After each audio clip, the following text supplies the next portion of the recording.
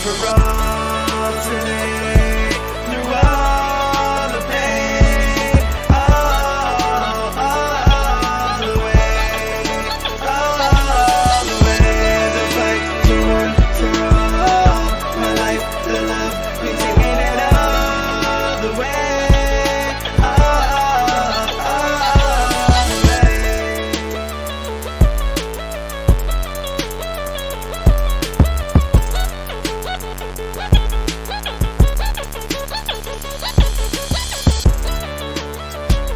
You there, boy. What day is today? Why, it's the first day of the league new year, sir, and the spirit of free agency fills the hearts of all men. True enough. Do you know if the big goose is still in the window? I suppose it's all relative, sir. Teron Armstead hasn't signed anywhere, and according to NFL's Greg Rosenthal, he's the best free agent still on the market, but it's not a lot to get excited about. Right you are, boy. Now let's talk free agency. Welcome, everybody, to the SleeperWire show. I don't know what the hell that was, but it's quite late at night here. So, assuming you haven't switched off, welcome to the best show you're going to hear about free agency for the next hour and a half. Probably not that long, certainly if we can avoid it. Now, it's been a big couple of days. It is free agency season. It's silly season. It's the season of hope. And for those fans of abusive franchises, it's like a night out with an ex you're ready to break up with, but you can't quite push them over the edge because you have this wonderful night out and you forget how bad it just is. So shout out to all our Jets fans out there. Now, the reason I'm coming to you off the top of the show is Nada is not available, as is happening more and more at the moment, but we hope he will join us later in the show. But don't worry, you won't be stuck with me on my own because I am joined by the fantasy beer baron himself from 4 for 4, NBC Sports Edge, and Football Guys, Chris Allen. How you doing, man? I'm doing quite well, Sheahan. I'm so glad we finally get a chance to get back together and chop it up. So thanks for having me back on, man. It's a pleasure. Thanks for joining us. Always enjoy the conversations we have. Now, before we get into the football, you are the fantasy beer baron as far as I'm concerned. Are you? Did you guys get Beer Masters on Amazon over in the US? We do, actually. I actually haven't watched an episode yet, but everything that I've heard tells me that I feel like I should have at least like my homebrew card like taken away from me because I haven't watched. I mean, that's sort of how I feel about it. If it's any, if this is any recommendation, it made me possibly enjoy James Blunt more than I thought I would. Really? Because that actually, that's kind of a feat in and of itself. Yeah, he's an acquired taste, as are some of those beers. I bought a 6-pack of the one that won the whole competition. No spoilers. Okay. And I had some of that on the weekend. Very nice indeed, but at very high ABV. I think one was probably enough. Oh, okay. All right. Like how high ABV are we talking? Like 9-10%? Yeah, in that range. Wow. Yeah. Okay. Yeah. I can't do that much like anymore. So I'd probably be in the same boat as you. Maybe 1, maybe 2 if it's on the weekend. I don't have anything going on the next day. But yeah, I prefer somewhere in like the 6% range, sessionable. I think that's the term I try and use to any beer that I make. Yep. I think that's, I've found myself looking more and more for the session beers, make the day last a little bit longer. And bingo. Hopefully yes. the next day go a bit smoother. Yes, exactly. I think that should be the goal for anybody out trying to consume a little bit of alcohol, but hey, some folks like that stuff that's a little bit more high octane. Have you got any recommendations for our listeners? For right now, so I've been getting a little bit of inspiration right now because we're getting into like the spring months. So like it's just right around the corner. I don't know about what the weather's like for you, but we're just creeping into like the 60 degree, 70 degree like weather like out here in like Southwest Ohio. So I'm looking to get back into making either like, New England IPAs, hazy IPAs, like the fruity style like type of beers that I typically like to brew because I'm out of the I brewed a winter warmer. I did a porter. I did all this like the pumpkin ale. I did all the seasonal stuff for the cold months, but now I'm ready to get back to my roots or like the stuff that I like making. So there's a brewery outside of Cincinnati It's called Saunders Brewery, and they make a mango flavored IPA. So if I don't know, some folks it's kind of hit or miss because some people don't like mangoes, but that's been the one that I've been digging for the past like few weeks, and I'm theory crafting right now and trying to come up with a recipe that would be something similar to that. So if you happen to be in the tri-state area, I don't know how far they distribute, to be quite honest, but if you can get something like that, I recommend it. So give it a shot if you can. Beautiful. It's definitely the back end of kind of stout porter season over here in the UK. Still pretty cold. I mean, it's always rainy, but still pretty cold. And we're going to start getting into some of those, I guess, warmer, seasonal, fruitier beers as the year goes on. I'm looking forward to it, try some new stuff. I went to the Bermondsey Beer Mile recently, which is, I think it's 14 or 15 breweries within the space of a mile. It's actually around the area where Beer Masters is filmed. It's in the arches of the train tracks as they go over the top.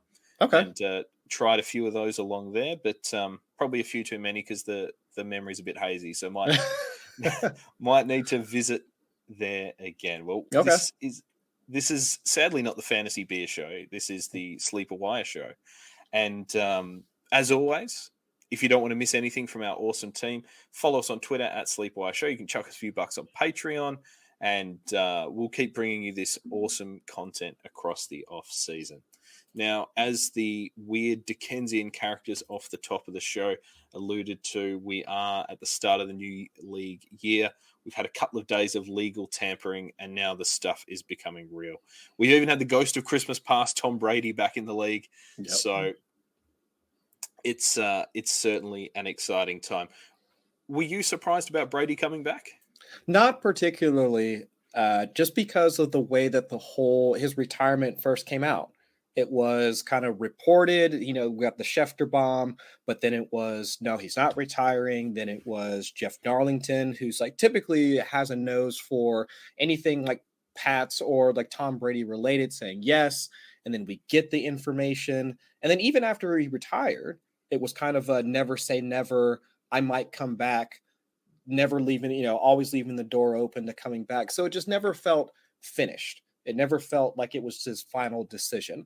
Unlike, what was it? Ben Roethlisberger's retirement. They were basically having his retirement before the season was actually over, or when Phillip Rivers ended his career, or Drew Brees ended his career. Brady's has never felt that way because we've never seen him hit that age cliff that we know is probably coming at some point. But it almost felt right for him to go out, not necessarily on top because he didn't win the Super Bowl, but surpassing 5,000 yards in a single season. I mean, being one of the not single-handedly, but at least piloting one of the best offenses in the league, and just seeing him kind of walk away afterwards. I just always thought he might come back anyway, even though it kind of sounded like there was maybe some bad blood between him and Arians, so on and so forth. So I'm not terribly surprised. It's just now I wonder if the Bucs were surprised with him coming back, because they had already announced that, Ali Marpet decided to retire. They've already had a couple of free agents already move on to other teams. The Bengals actually picked up one of their offensive linemen in free agency. Don't know what they're going to do, or if they're going to be able to come to a deal with Chris Godwin long term, because they have so many other free agents that need to be signed. So it's just one domino that really kind of triggered this effect of, well, now what the heck are we going to do financially from Tampa's side? So no, while I'm not surprised Tom Brady came back, I do wonder if the Tampa Bay's front office was somewhat surprised, because they might have just been kind of, okay, well, we had all these free agents that we didn't know how to pay anyway, so we'll just go ahead and just kind of move on and shift to the next phase of this franchise. But now they have to pretty much go back all in to where they were last season and see if they can run it back one more year. So yeah, again, not too terribly surprised. I can't say I was surprised either. I thought we'd see him again this year. I'm probably more surprised he's back in Tampa Bay. I know the contract. I know the contract made it hard for him to probably play anywhere else at a cost that teams were willing to give up for him. I don't so much buy into the Arians' bad blood, but it did feel like he'd done what he needed to do there. Although it wouldn't surprise me, with a bit more thought, I did look at the teams who might be interested, who they were. And I think once Denver was off the table, Tampa Bay's really the only team that had what Brady would want around him to justify him continuing to play. He wants to go out with a ring. He wants to go out on that stage. Yeah. And I'm sure Arians does too. And I think the Bucks are happy to kind of kick that can down the road as long as they can keep those two together, as long as they can keep winning. And I think as a franchise, they want to see if they can continue on with. I mean, because now it's what they won the Super Bowl 2 years ago. They were essentially just a few plays away or a drive away from at least getting to the NFC Championship game just this past year. So it's just kind of one of those things where I think they have most of the roster put together. Now I do know that they need to wind up making some moves on defense in order to make sure that they can at least make a deeper run into the playoffs, because I'm pretty sure looking at the state of the NFC South, there's not much of a push for them to actually get out or get into the playoffs itself.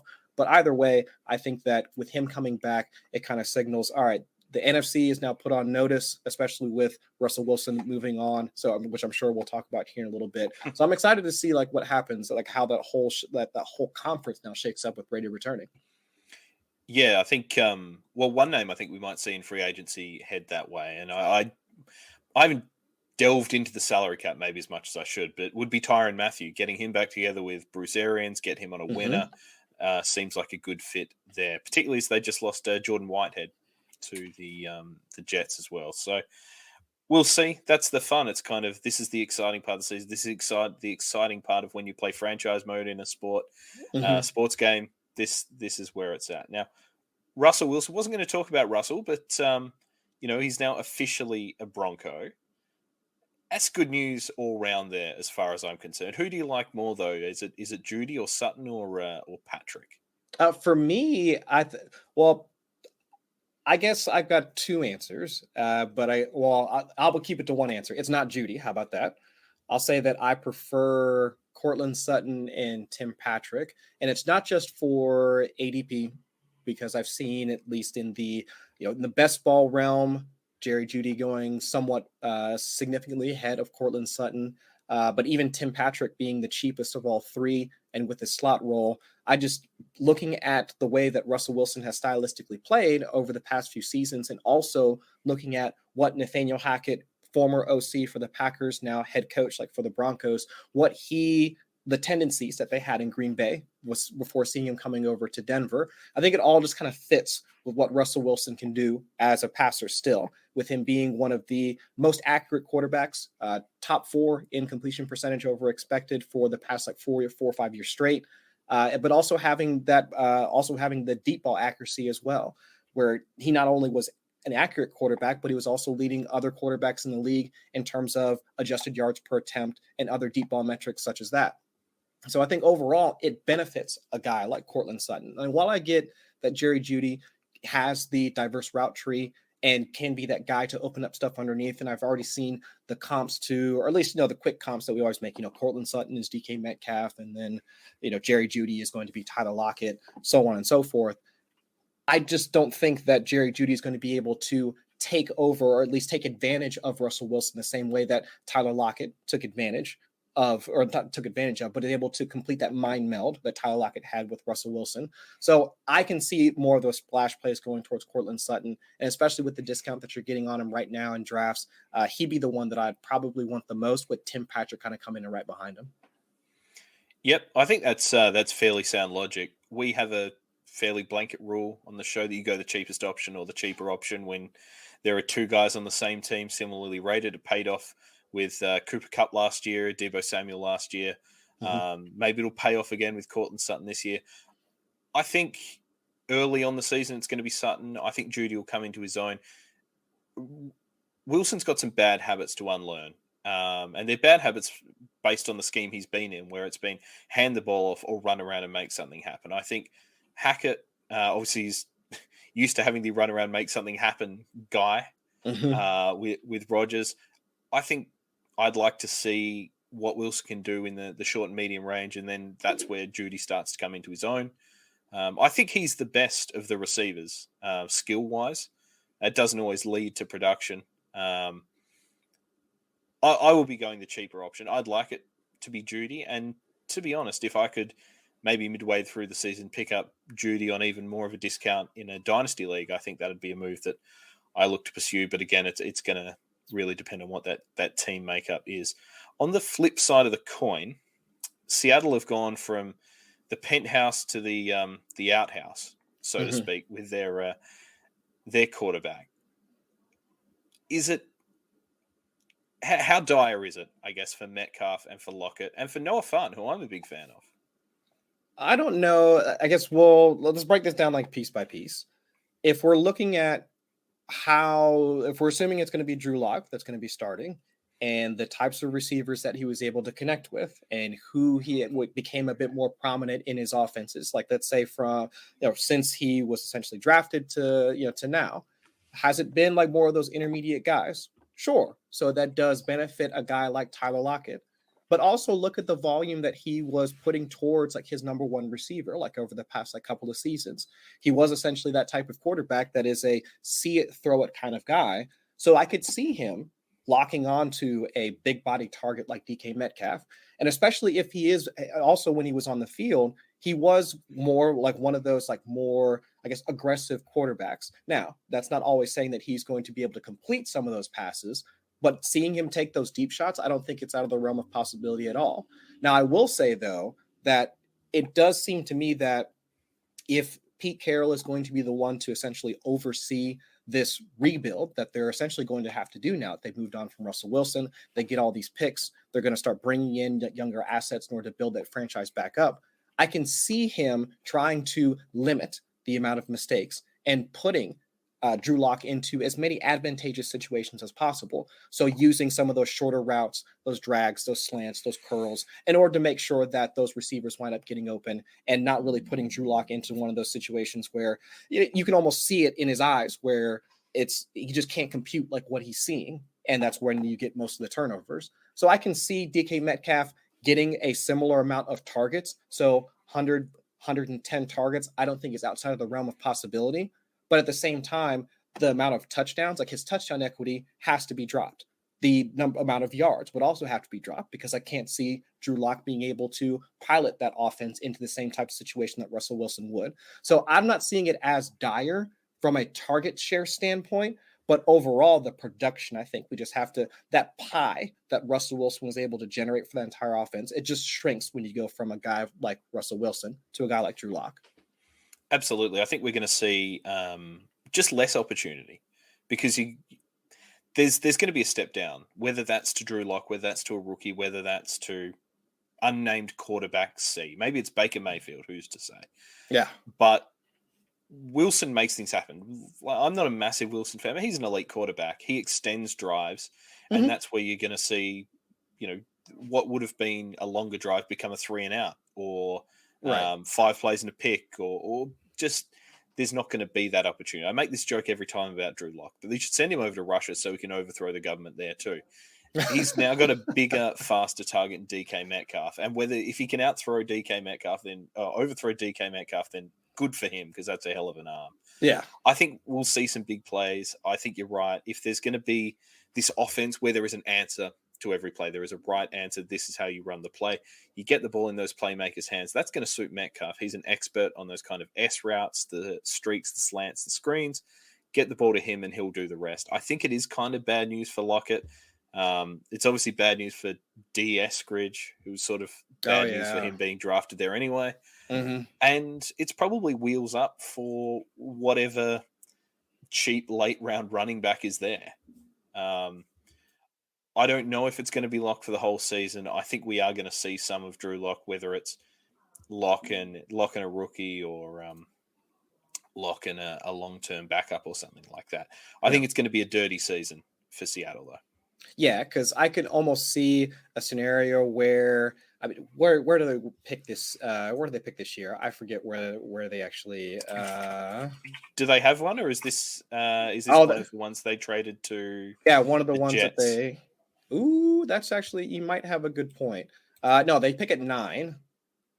Because Denver wound up giving them their pick in the Russell Wilson trade. So Seattle picks at 9. So could you see them going a guy like, it might be a little early, but could they wind up going Malik Willis at 9 and just let him sit?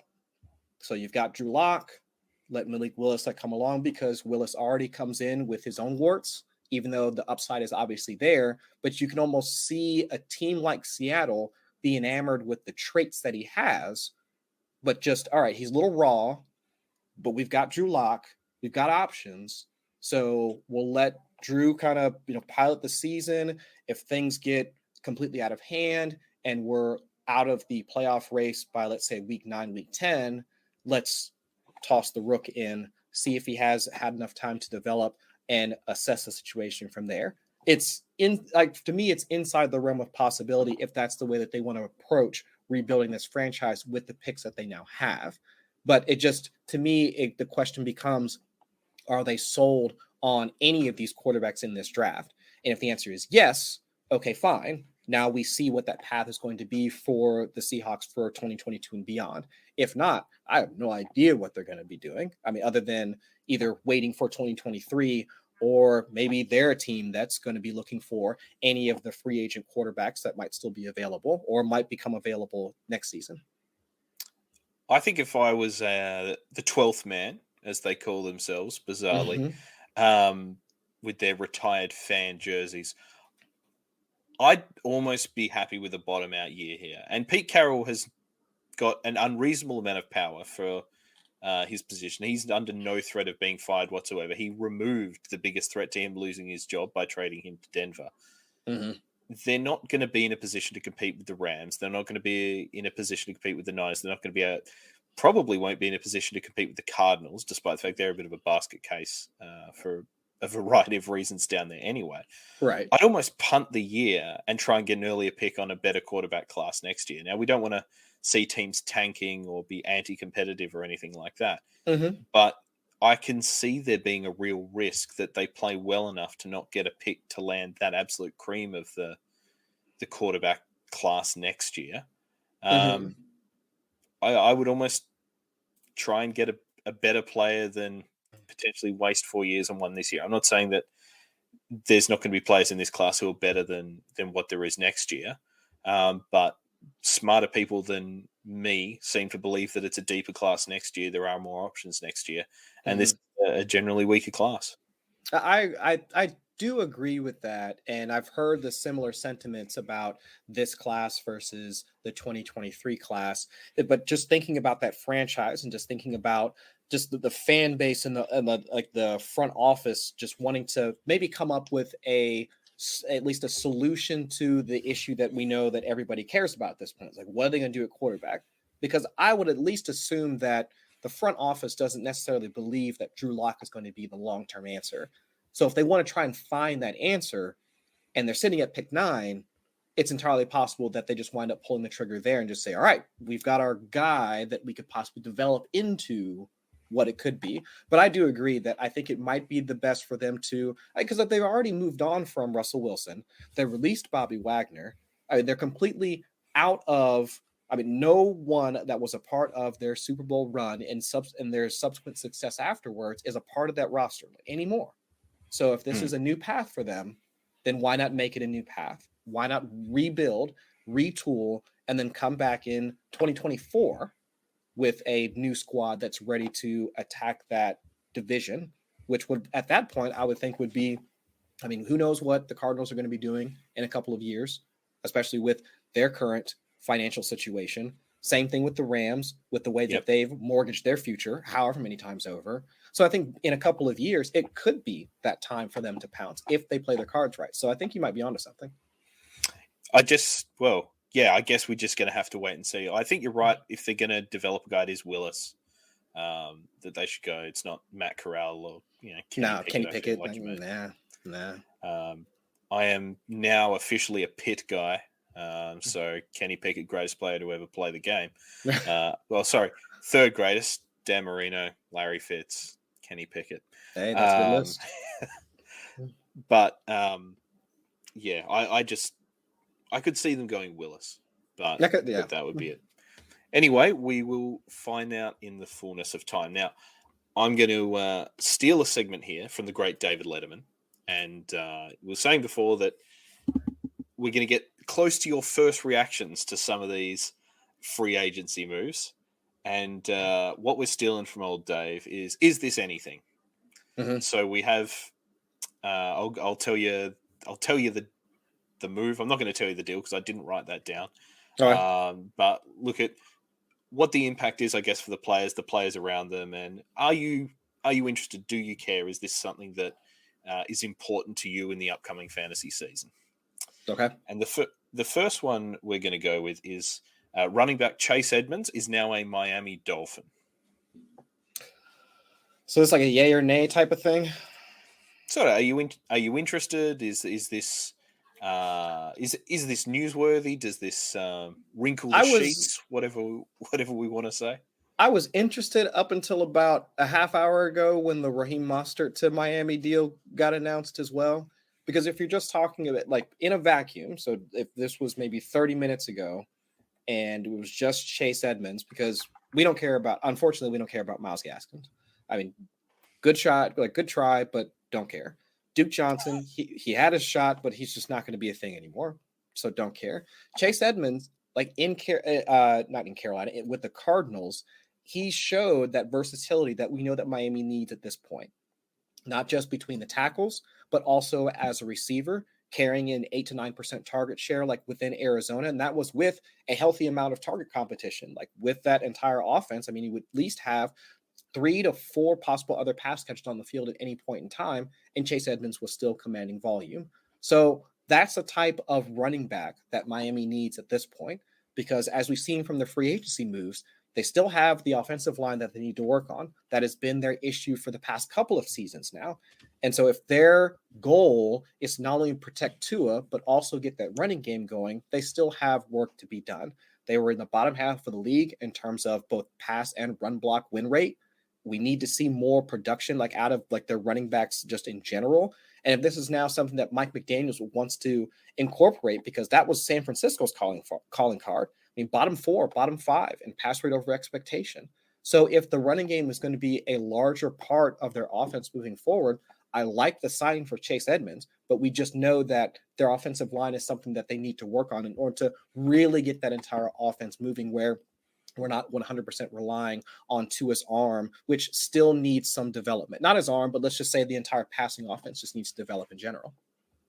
Yeah, I 100% agree with you that this was exciting news up till about half an hour ago when they signed Mostert. I was just checking my phone to see, if I'd missed anything else, because I think I updated this about 10 minutes before we started recording, and I thought I had everything. But no, it makes sense, because to me, Edmonds is a scheme fit, and we know Mostert's a scheme fit. Mike McDaniel's coming from that San Francisco scheme. That's what he's after.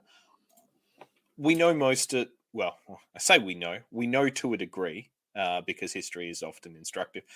Mostert is not going to be able to be out there for 16 games, which makes, to me, Edmonds at least a high-level handcuff, because I think he's a pretty good scheme fit. He's an explosive athlete. Tua has not really shown desire to force the ball down the field, which is nice for those dump offs. And any play that's going to get the ball into the hands of your best playmakers, that's going to be Jalen Waddle, that's going to be Mike Gesicki, it's going to be Chase Edmonds, is going to be good news. So I think it's probably a worse position now than he was in last year, I think, with the Cardinals in ostensibly a more high-octane offense. But I don't mind it. I don't mind it as a move. I'm probably less interested on him, though, than I was this time last year. But James Conner came out of the woodwork to be a fairly fantasy relevant quarterback last year, and I don't think running back last year, and I'm not sure too many of us saw that coming to the degree that it did happen. Goal line back at best is what I saw for James Conner, and he really took that role to heart with all the touchdowns he wound up scoring. Yep.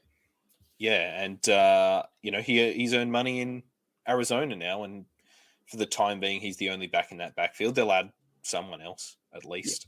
At some point, I agree. Yeah. So it's good news for Connor for the time being. I'll give you a triple whammy here. Okay. Because they're all Jacksonville, and that's Christian Kirk, Evan Engram, and Zay Jones. Deep pockets for Shad Khan to throw money at any warm body, and 3 guys who don't seem to really nail the receiver part of their position. Yeah, I guess it's it's better if you consider what they had last year. I mean, at the top it was what DJ Chark, Marvin Jones, who's pretty getting pretty long in the tooth. Laquan Treadwell, Laviska Shenault, James O'Shaughnessy. I mean, these were the guys that were Dan Arnold before he got hurt. But Jamal Agnew. Yeah, so I do kind of like Dan Arnold, so I can't hate on him too much. But at least for their wide receiver room, these were guys that were essentially they weren't getting it done. I mean, if you look at the statistically from an efficiency standpoint, I mean, none of them graded out well in terms of PFF's efficiency metric yards per route run. I mean, when was the last time that, even just thinking about it subjectively, when was the last time any of us were excited to start or roster a Jaguars wide receiver? I mean, we came into the season excited for Laviska Shenault being paired with Trevor Lawrence, with his young quarterback, a young core. I mean, but the one that wound up seeing the most bump in value was Marvin Jones, because he was the one that was still capable of getting open, still getting looks in the red zone. I mean, of course, Chark's injury derailed the end of his time in Jacksonville, but it was so difficult for us to get behind this entire offense, whether it be because of Urban Meyer or whatever the case may be, or like just rookie pains with Trevor Lawrence. It was just hard for us to get behind that entire passing offense. So now, would I say that all of those players are now upgrades? Okay, fine. I mean, Zay Jones was a great running back, or great wide receiver.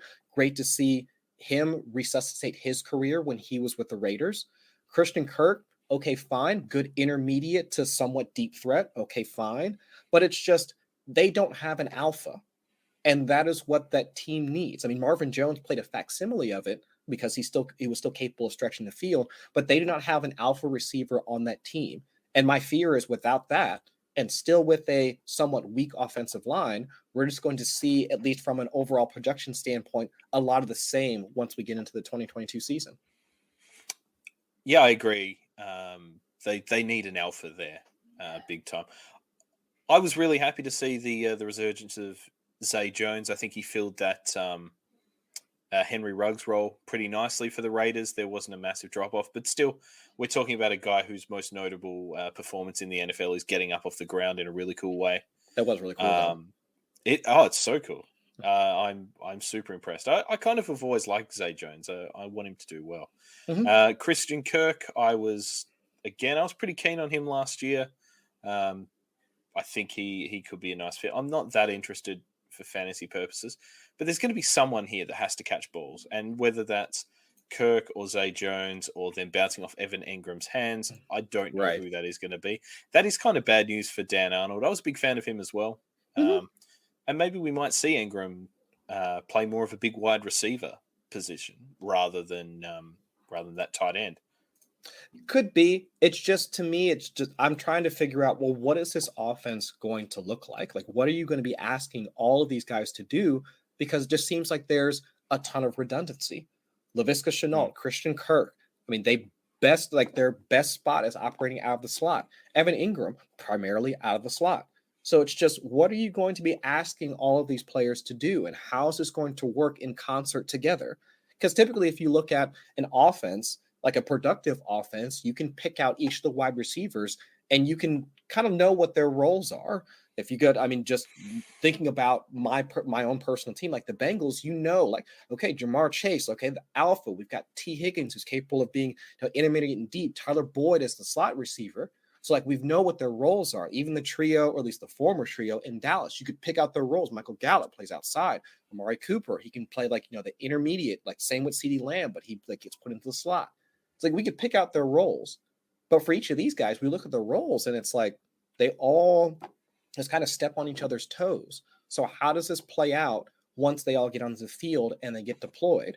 And now with also the coaching changeover as well, I just don't know what to expect out of this offense at all. Once everything comes to fruition. So preseason, that's going to be one of the teams that I'm going to be watching the most, even though I don't expect a ton of their starters to play. But still, I think that's going to be one of the teams that it's just hard to project, even just knowing what they're capable of. But how does it all come together as a team? I have no idea. I'm pretty confident they're going to add Justin Ross at the draft. We've seen success with pairing college quarterbacks with their go-to wide receivers. I think that could be a nice addition. He adds a bit more size than some of these guys. Although Zay Jones is a big boy. Yeah. He just plays smaller than his size. You touched on Laviska Shenault. Nada's not here, so we can actually talk about. He's banned me from talking about him on the show. Neither of us are big fans of him, but he's he who must not be named on this show. Where do you see? Because there's sort of talk that Shenault might be looking somewhere else. What do you see the role for Shenault? And I suppose Travis Etienne this year. Well, Etienne, I'm not as worried about just because of the injury to James Robinson towards the back end of the season. So if we assume that he's going to be back, and I haven't heard any reports or any sort of updates from a medical standpoint, if he's going to be ready to go or whatever the case may be. But I'm making the assumption that Travis Etienne is going to essentially be what Urban Meyer wanted for him, to essentially be the lead back, catch passes out of the backfield, be that slasher, I think was the term that Urban Meyer gave to Etienne. So either way, I'm okay with Etienne and what his role is going to be, because outside of, I don't even know who's going to be behind him at this point. So there shouldn't be much of a competition for touches for Etienne. For Viska, like we were just talking about, there's just so much redundancy with the other players that are there. What is his role supposed to be? Is he going to also play slot opposite like Christian Kirk? Are they going to try and push him to the outside again, which they did at times last year when Chark was injured, which never seemed to work out at all? Or is Evan Ingram going to rotate in and also try and play? So it's going to be them two playing slot. I just don't know. It just makes the most sense looking at it from a financial standpoint that Kirk is the one that's going to get at least the deference, when they go to playing out their personnel rotation. But still, it's just, for me, it almost seems like Viska should look to move on at this point. This regime doesn't seem all too comfortable with his skill set, what his past production looks like. So I would almost think that he would look to try and move on, or maybe force a trade, or whatever the case may be at this point, because it doesn't seem like his time in Jacksonville is going to be past however much is left on his rookie contract. Yeah, I agree. I think his future lies somewhere. So you can't have 8 people in the slot, or you'll get flagged for illegal formation. Something like that, yeah. I'm not trying to wishcast here, and I've given this no more thought than just the first point that popped into my head. It might be an interesting move to send him to Dallas for someone like a Lyle Collins, strengthen that offensive line, and Dallas do need someone else to catch the ball. Now they've lost Amari Cooper and Cedric Wilson. Yeah, that could actually work out for them, and they wind up getting a young player. Could be productive. Now let's see what they want to do, because if we're thinking about trying to look at what Dallas is going to do over the next few years, I mean, they've got Zeke on this ridiculous contract. We'll see if they just wind up outright releasing him, at whatever point that they can, with that, like I said, that ridiculous contract that they've got. It'd probably take a couple of years, but if they do wind up bringing a guy like Laviska on, I mean, Laviska, when he was in college, he also took some snaps out of the Wildcat. So we do know that he's got that dual threat ability. So if we've got a Tony Pollard, Laviska Shenault type of backfield thing going on, I think that'd be pretty creative for a guy like Kellen Moore, if he's still a part of that organization by that point in time.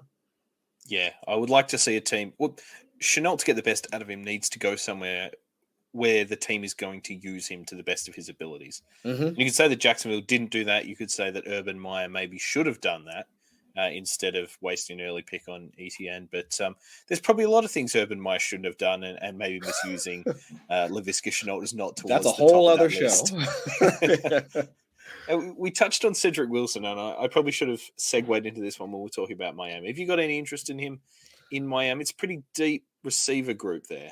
I do have some interest, just because of the money he wound up commanding in free agency, which I thought was actually kind of crazy, thinking of looking at the wide receiver market overall. But like you mentioned, I mean, they still do have quite a few receivers still there for this season. I mean, they even brought back Preston Williams as well. So if we're already assuming that Jalen Waddle is going to be the guy, and with the moves that they currently made, with not bringing on not one but 2 running backs, that Mike McDaniels is going to try and create something similar to what they had in San Francisco, where not really making the quarterback the focal point of their offense and going to try and run in order to set up the pass, that sort of thing, then maybe the ancillary wide receivers like a Cedric Wilson won't have as much value as most folks might project on him just because of the contract that he got. I still think he's skillful. I think in the time that he was given opportunity in Dallas, he was able to show up and actually be a key player for their offense in quite a few games. But if we're looking at a situation now in Miami and the moves that they made, it's just hard for me to translate that contract to fantasy production for 2022, unless they start to jettison like other wide receivers at this point. But I don't know if that's going to happen or not. Yeah, I'm not sure if they're going to part ways with Devontae Parker or something like that. I really liked Wilson. When he was in Dallas, I did a Instant Impact pod on Sunday morning, my time, saying that I thought he would be a good option in Dallas for fantasy purposes late in drafts, with Noah Murray Cooper, Michael Gallup coming off that ACL. And no sooner had I published it, it was not worth the Spotify subscription you paid to listen to it on. Another name that's come up a couple of times already, DJ Chark to Detroit. I think it's 1 year, $10 million. I like it.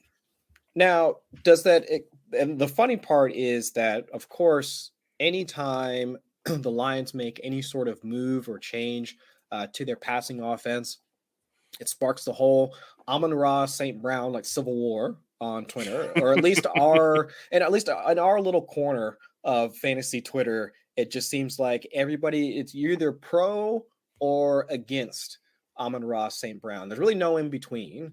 You either think with this move that they wound up making, bringing Chark in, it either helps them or it hurts them. There's really no in between, at least from what I saw the reactions on Twitter once the signing was announced.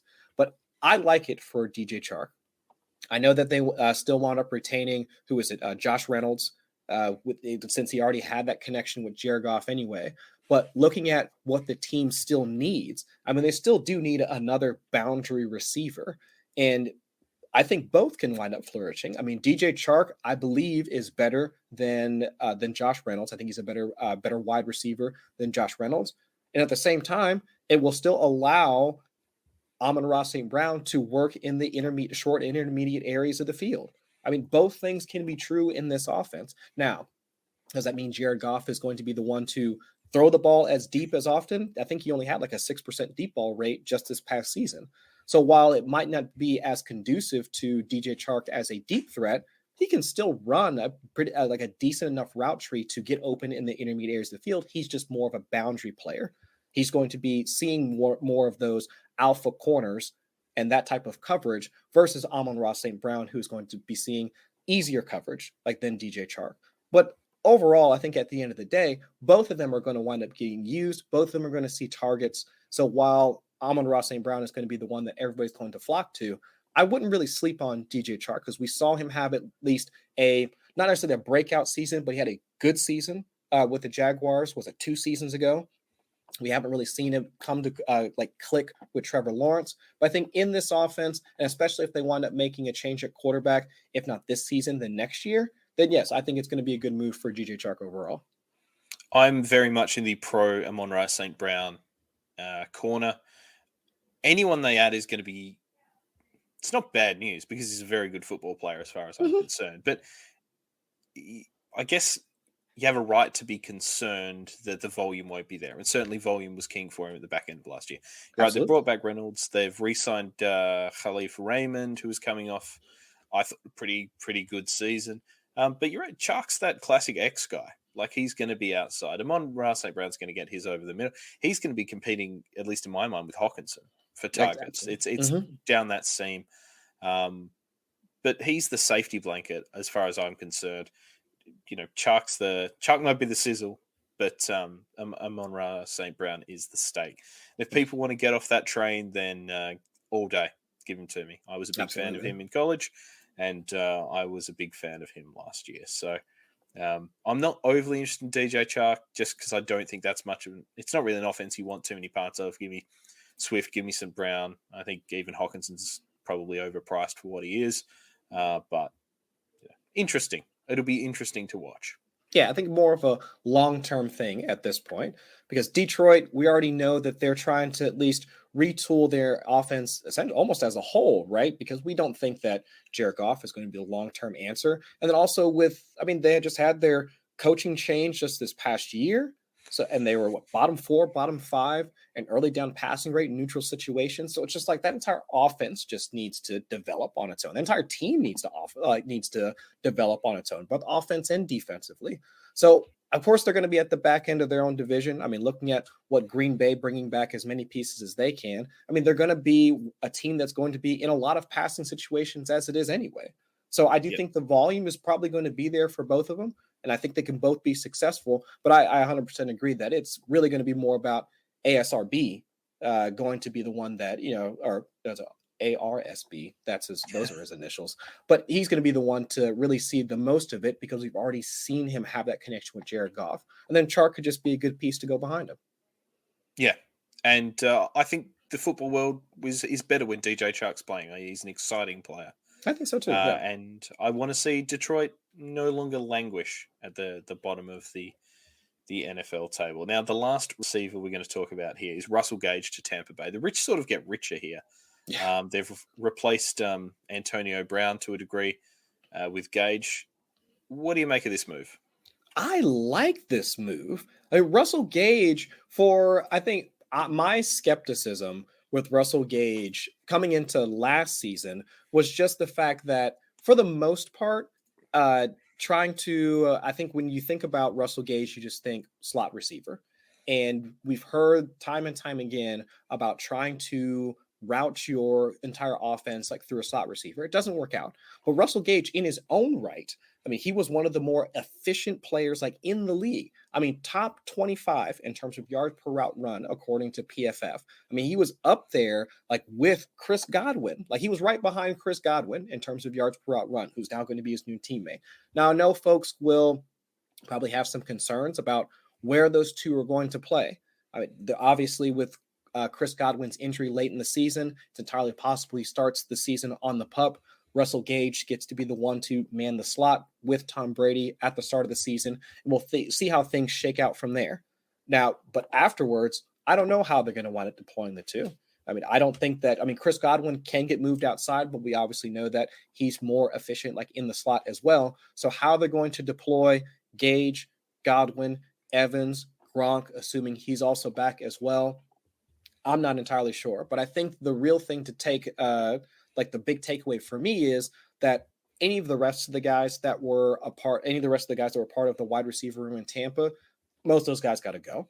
I mean, Cyril Grayson, maybe Tyler Johnson makes the team, but they're just all those extra guys that we kept thinking, well, because they're attached to Tampa Bay and because Tom Brady might be throwing them the ball, they're going to wind up being good for fantasy. No. They wouldn't have made this move for Russell Gage if they thought those guys were going to be useful for them if any of their wide receivers wind up getting hurt. So I do think that it's going to be Russell Gage as quickly as possible. And even saw a story saying that Tom Brady personally called him, said that he liked his game and wanted him to come down and play for him in Tampa. So it's just that already gives me enough indication that any of those other guys that we've been pining for, especially if you're in Dynasty, because I know a number of folks have been holding on to Tyler Johnson for a few years now, but any of those guys that we've been pining for at this point, no, it's just not worth it anymore. It's going to be the Russell Gage season from here on out, or at least until Tom Brady retires again. You heard it here first, people. Stop holding on to your Johnson. I think it's I think it's also bad news for Scotty Miller. I think it's sort of good news and bad news. He'll go somewhere else, and I think he'll be a productive NFL player somewhere else. We've seen what Braxton Berrios, Hunter Renfrow, interchangeable white slot receiver has done all over the league. Maybe he'll even be in New England. Buffalo, New England, anywhere where he's not going to be fourth or fifth string behind fairly good players. I'm not really interested in Gage fantasy wise, but I think it's a good move for them. I think it's a good move for Brady, and I think it will be in the first quarter of the first game of the season. By the time we hear a 12 gauge shotgun. Joe, possibly by Scott Hansen, I think. Probably, yeah. When Gage catches his first pass there.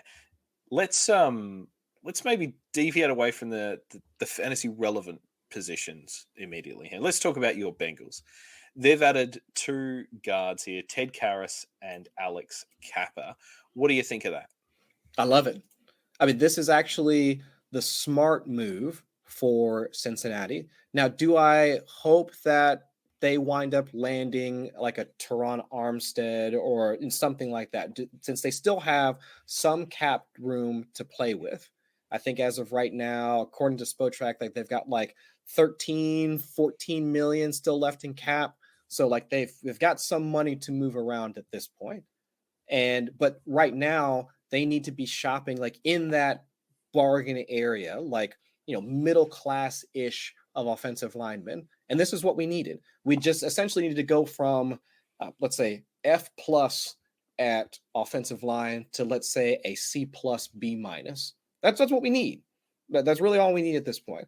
Because if Joe Burrow was capable of doing what he did with the core receivers that are all going to be back, I mean, we can hopefully substitute Tyler Kroft for CJ Uzomah moving forward. Still got Joe Mixon. So if the offensive line is the only thing that really needs to be upgraded, all right, well, we're not going to go from an F to an A without completely destroying the cap that they had built up over the past few years. So let's go ahead and make sure that we have not just one player, but how about 2 to 3 average players? And if they wind up making a splash with any of the other currently available offensive linemen that are still out there in free agency, cool. But right now, I think this is the right process for building that team, because they've also still been able to retain a couple of their free agents on defense as well. Because that was also part of their defense was the reason that they were still in those games during the playoffs. I mean, that's what sealed their win against the Raiders, sealed their win against Mahomes. I mean, it's what kept them in those playoff games for them to even get to the Super Bowl in the first place. So I like what they've done so far. Hopefully it winds up working out, but at least looking at the stats for both the linemen that they've signed so far, it's exactly where it meets my expectations. Just hopefully we see it come to fruition on the field. Yeah, I think Ted Karras is a nice add. It'll be good to see him start somewhere. He's been sort of a sixth lineman in New England for a long time, and Miami can kind of play anywhere on the interior. So even if he's not the world beater, like you say, even if he's that kind of C grader, he's at least flexible. Mm-hmm. And I like it. I like building from the inside out with the offensive line. It's easy to protect your quarterback that way. So it's good news for everyone. Anything that keeps Joe Burrow off his bum is good news. Yes. And obviously good news for Joe Mixon as well, opening up some holes there. And he doesn't really need a big hole to burst through to look good, as we saw in the Super Bowl. I wasn't going to mention the Super Bowl, just in case. Anyway, CJ Uzomah has another one who's gone from the penthouse to the outhouse. In fact, the outhouse of all outhouses, the New York Jets, along with Tyler Conklin. It's been a long time since the Jets have had anyone decent at tight end, and I like that they've double dipped here. Do you have any desire to see either of these players on your fantasy rosters? No, not really. The only fantasy worthy, I think it's 2. I do like Elijah Moore. I like his trajectory. I do think he's going to be viable in fantasy this year. And also Michael Carter as well, as kind of one of those like later round like running backs that you might want to stash. Those are the only 2 that I'm really concerned about, because outside of that, Corey Davis, no. I mean, any of the ancillary players that are going to be a part of that squad, even the tight ends, because when was the last time we were excited about a Jets tight end? Outside of Chris Herndon. I was going to say it was Chris Herndon before he. Yeah. What did he do? He ran away from his car or something like that. Yeah. I mean, that's about it. Because outside of that, I mean, just look at how bad. I mean, the Jets were. I mean, outside of like those games with Mike White. And of course, subsequently the game that Cincinnati wound up losing to the Jets. But overall, I mean, offensive efficiency, I mean, bottom 6, I mean, yards per drive, I mean, bottom 5, even like Zach Wilson himself, he was one of the worst rookie quarterbacks. And that was in a class that we all giggled at the Texans drafting Davis Mills. So it's just, I'm not all too, I guess, enthusiastic about the Jets offense as a whole, but I will just take like those 2 pieces, just kind of call it a day. But I'm happy for CJ Uzomah getting paid, but it just sucks to see the situation that he finds himself in. Yeah. I mean, there's been plenty of people who've taken their money and gone to New York only to find it's maybe not the way. I understand he's a pretty good locker room guy, and New York could use some of them. Mm-hmm. Agreed. Staying in the AFC East, I'm sure you will have a lengthy hot take on this one. OJ Howard to Buffalo. Woohoo! I saw the joke on Twitter. I have to credit it. It was from Ben Albright. I don't know if he was the original creator of this joke, but he said that this is not what was it? It was something about like a connection between the first timer OJ and like the Bills were mentioned in the same sentence. Something along those lines. But I guess my first thought was, and I've also seen this floating around on Twitter, does this mean now that Buffalo is now going to not necessarily switch, but going to incorporate more 12 personnel because they've already got Dawson Knox there, and Dawson Knox showed that he's a great pass-catching tight end in his own right. So now are they going to try and deploy both of them on the field? I mean, as we're expecting, they paid Isaiah McKenzie, not a ton, but enough. They're expecting Cole Beasley to leave. I mean, they've obviously still got Steph Diggs and Gabe Davis. So now does this mean that they're going to now try and incorporate like those two as a part of their offense as more of a, I guess, mainstay in their offense versus trying to run 3 wide, 4 wide, as 80, 90% of the time as they were a couple of seasons ago when Josh Allen became the fantasy, the fantasy juggernaut like that he is known to be as of right now. So that's my only question at this point. And how does OJ Howard fit into this? Does he still have enough juice left to really be a part of that? Or is he just going to be a rotational guy? So I'm not completely out on Dawson Knox. It's really just how are they going to incorporate him into that offense? So I'm just kind of going to try and read the tea leaves from the team and try and see what they're talking about after they've made this acquisition. Because remember, they were just in on signing J.D. McKissick just a couple of days ago. So it's they're bringing in more pass catchers and they're trying to make this offense a bit more diverse for Josh Allen, which is great. But it's just what does that mean from a scheme perspective? And I'm not sure yet. Yeah, well, McKissick ended up reneging on that deal to stay in Washington. So, I mean, we'll get to a name in the next segment there that I think could be an interesting fit in Buffalo. The 12 personnel would be good. I think that would be a good way for them to open up maybe that running game for Josh Allen a little bit more. They need to be able to run the ball better than they have, and having those out there. Although OJ Howard is a bit like who were we talking about before that wasn't on the field all that much? Raheem Mostert. Oh, yeah. You're not going to get 16 games out of him. So it'll be interesting. I think it's a nice addition, good change of scenery. Sure. And finally, because I don't think there's been any other deals that have come through. There are plenty of others, but they're not especially interesting. Oh, actually, before we move on, I quite liked Isaiah McKenzie as a player to watch this year. I think he's going to be nice and cheap, and I think towards the back end of your draft, good little wide receiver 2-3 potentially.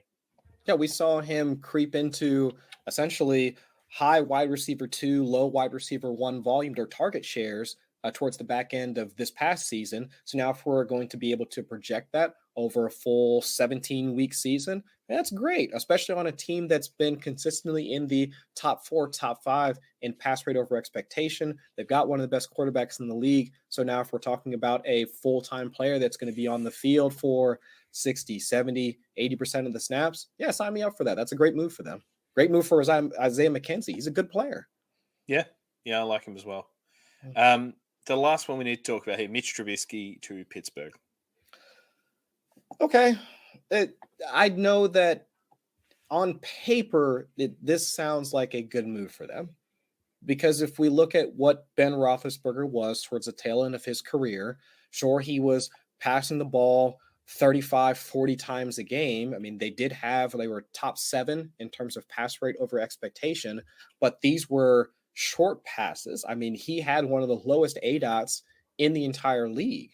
So now if we we essentially put Mitch Trubisky in that offense, now you're talking about an offense that even if they continue to pass, let's say, even doesn't have to be top 4, top 5 in terms of volume, but let's say even top 12, top 15. I mean, that's enough to still float the values of Deontay Johnson, even Chase Claypool, because we know that Mitch Trubisky was aggressive as a quarterback, like when he was still a part of Chicago. It was, at least in my personal opinion, it was more about him being raw as a quarterback combined with the ineptitude of the coaching staff with Matt Nagy, so on and so forth. So if he's had time to grow as a quarterback, also gets put in a better system with better weapons as well, because the best he had in Chicago was Allen Robinson at the time. So I think all of that really works in his favor. Now, couple that also with their relatively poor offensive line, him being mobile. I mean, we can see some scrambles here and there. So we can, at least from a fantasy standpoint, I do like this. My only question is, are the Steelers now going to be interested in any of the quarterbacks in this class? I mean, are they going to want to play with, try and pick up a Matt Corral, Malik Willis if the Seahawks pass on him? Can he pick any of those guys and kind of put this whole quarterback controversy in play before we even see Mitch Trubisky step onto the field as their starter? But otherwise, I think as of right now on paper, I like this Steelers offense.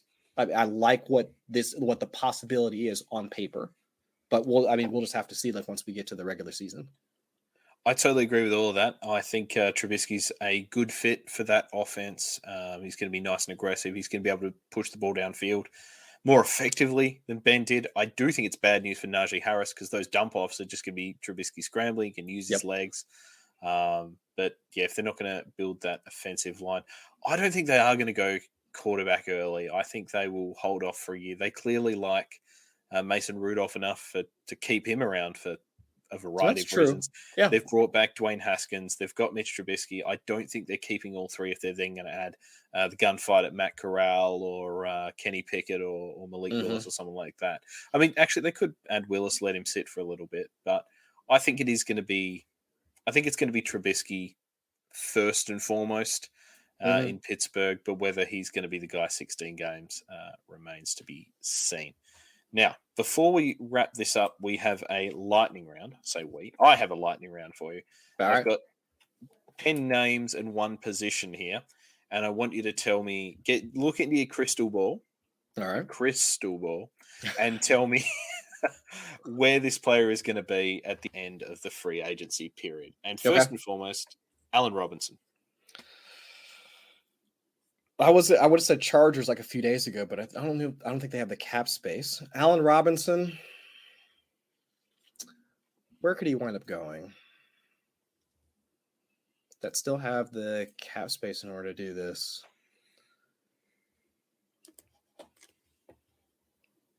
Las Vegas. It's good. Good guess. I'm going to say the Falcons. I haven't looked at cap space either, so these are all just plucked out of the deepest reaches of nowhere. OBJ. I think he goes back to LA. I think they try and figure something out when he goes back to the Rams. I agree. Jameis Winston. New Orleans. I think they figure something out there too. I think he goes back. Yeah, agreed. Jarvis Landry. Honestly, I was going to say the Falcons for Jarvis Landry. Yep, I heard he'd taken a meeting there. It's going to need to be somewhere where he's... I think, they don't need him there. I was going to say the Jags, but they've already spent quite a bit of money at the position. I don't think they're going to tip any more. But he would be that kind of veteran presence, I think, would be a real nice option for Trevor Lawrence. So, you know what? I'm going to say the Jets. Same idea, different quarterback. Juju. Maybe no, because Kansas City doesn't have the cap space in order to move for him, and they already tried doing this last year. Who could use Patriots? I would not be pleased as a Patriots fan, but there's worse players to add than Juju. They need more speed, though. I think they need more speed than anything else. So probably not there.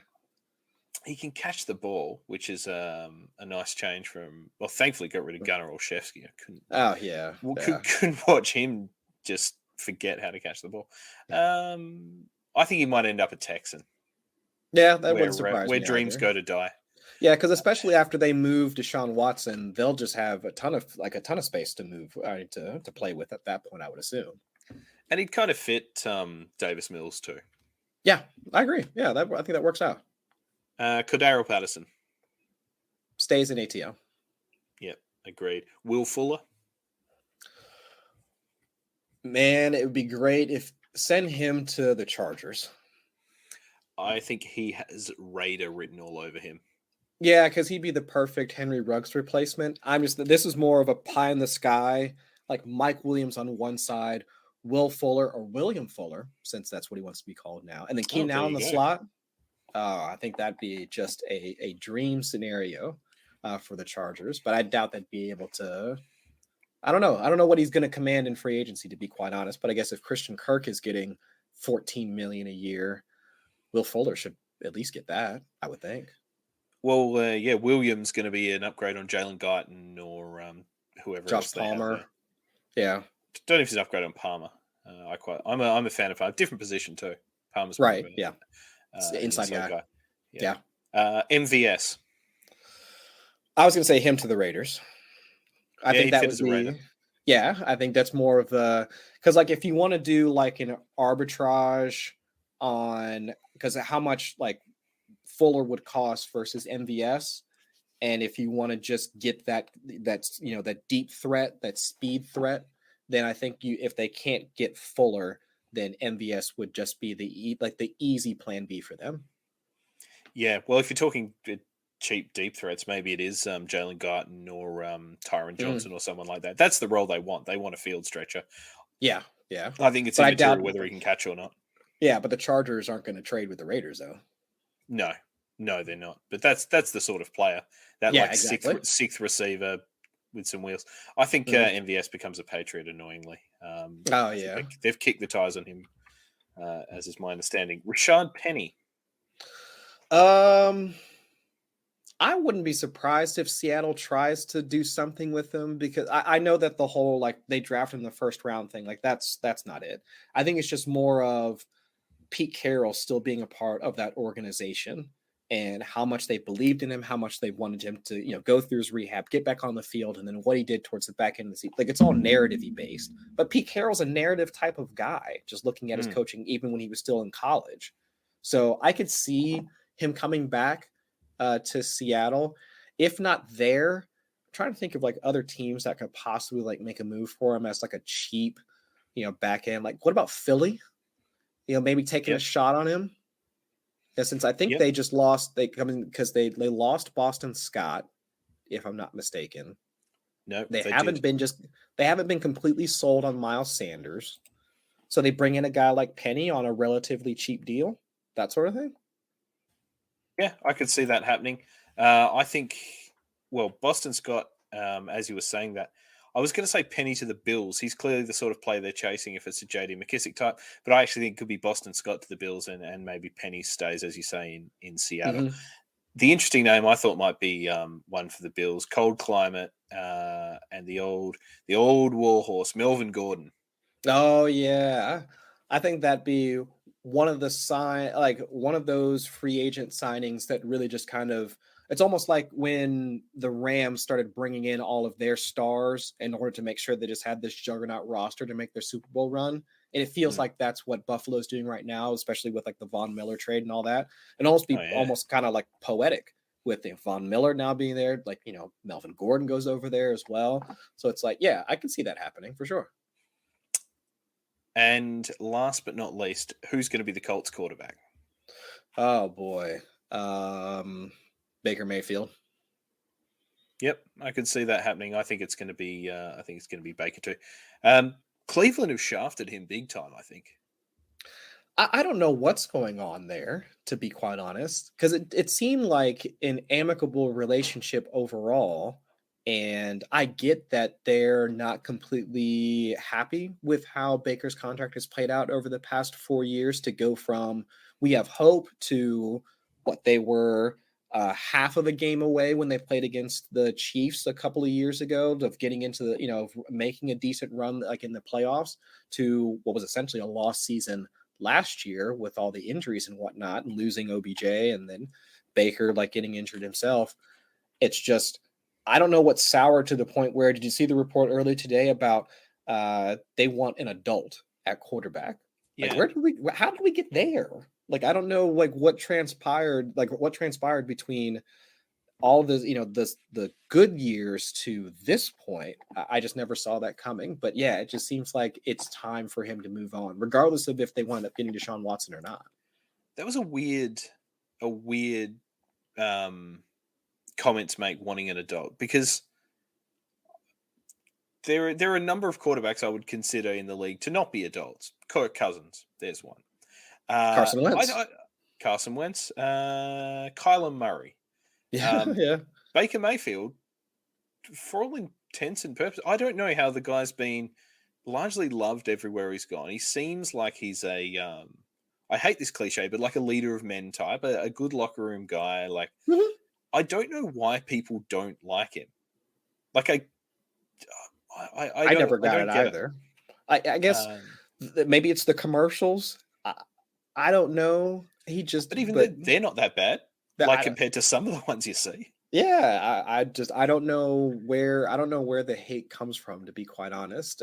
But yeah, I mean, outside of him being, let's say, a just below replacement level quarterback, I'm not sure what else like he's done wrong to get this level of commentary on not just him as a quarterback, but him as a person. Like, I just don't know where that switch happened. It feels like they're living draft day once again. Like, they've got the older quarterback in the room. They don't want him. And maybe, you know what? Here's an adult at quarterback for you, Derek Carr. No, maybe it's a straight swap for the two of them, and both fan bases are upset. No, probably, yeah. Anyway, I feel bad for Baker. Maybe he does go to the Colts. Pair him with Frank Reich. I think they'd get along all right. There's a good legacy there. Yeah, a better situation probably for both teams. Baker Mayfield, like, I don't even think the personnel, at least the skill position players, aren't that much worse than what he was throwing to in Cleveland. So I think it's more of just like a net neutral move for both teams, to be quite honest. Yeah, and Baker's going to want to go somewhere that wants him, and Cleveland probably want a guy that is going to want to be there. I'm not saying Baker doesn't want to be there. Seems like the sort of guy who's going to go and make the best of whatever situation he's in. But, anyway, they had one good year and then decided that was a bit much for them and want to go back to being terrible again. Right. We finish every show with some wise words of wisdom, and that's where I've co-opted this segment from Natter, where it used to be him with a stupid sort of fridge magnet style slogan. And now instead, I like to ask our guests, what's one bit of advice you could give to our audience to make them better fantasy football players? As of right now, let's say that you're getting into not just mock drafting, but like best ball season, because that's become a larger part of how folks get a sense of what ADP is going to look like when redraft season comes around. If you're getting into that right now, pay attention to the rookies. I'm not saying draft them or go all out, reach for, Breece Hall, Isaiah Spiller, any of the quarterbacks, blah, blah, blah, blah, blah. But just pay attention to the movement of their ADP, because that is going to be not necessarily the skeleton key, but that is going to be one of the critical points of how you can find some value in your drafts come July, August, September. Draft capital plays a huge role in it. Also, what their projected workload is going to look like moving forward. But I do think that paying attention to what the rookies do, like from a draft capital standpoint, also how they're developing once we get to training camp, that's going to play a huge part in it, because there's always going to be, every league is going to have one guy in it or one person in it that's going to be completely gung-ho about their rookies. Think about last year. It was, Najee Harris. I gotta get Najee Harris. Like, he's going to be, the greatest, and they're going to reach for those guys. And if you know that person, if you know that value is going to be there after they reach for that guy, you know who you can pick afterwards. Or even if you're into the rookies and you think that because Breece Hall is going to go to this situation and get this workload because he has that dual versatility, that he's going to be the guy that you want to draft. So I do think that while they won't always hit and they won't always be a major asset to your team, finding out who those either big value players are going to be, or even those diamond in the rough type of players, those rookies, I think, are going to be some of those guys that you're going to want to have on your roster. So around draft day, which is going to be here within, the next few weeks or so, or a month or so, start to pay attention to who the big guys, the Todd McShays, Lance Zierleins, Dane Bruglers, like who those guys are talking about that are skill position relevant, and then start to just track them as we go through this process and as we get into the draft season and as we get into training camp season and all that. And then that will help you inform your decisions once we get into actual redraft season, which isn't too far away, to be quite honest. Yeah, it's coming up really quickly, scarily quickly, and I've done frighteningly little research. Well, thank you very much for your time, Chris. Tell the good people where they can find you. Oh, yeah. Always happy to come on and chat.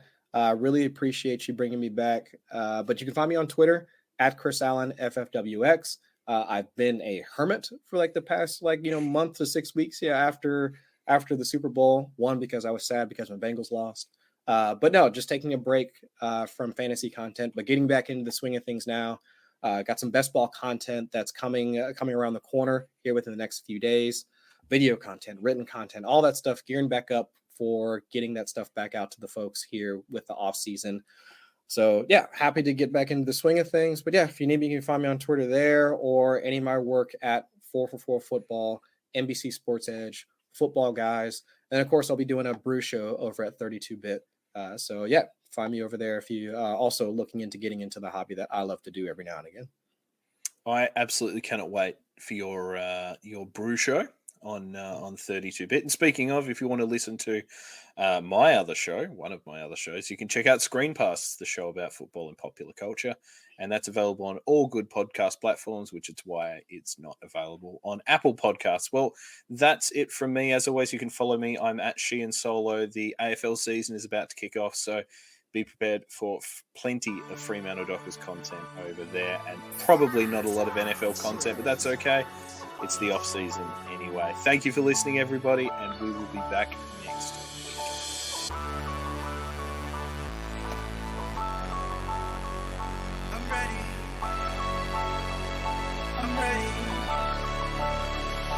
I'm ready for all today.